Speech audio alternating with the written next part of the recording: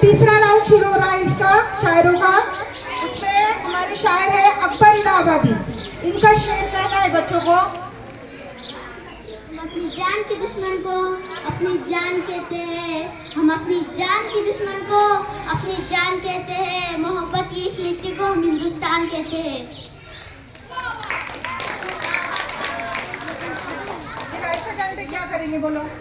ये पॉइंट मेरे दिमाग में आया था कि आपको नॉलेज नहीं है।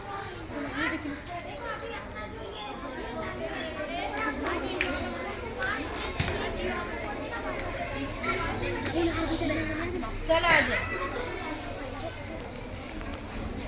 अकबर इलाहाबादी का शेर बोल रहे हैं।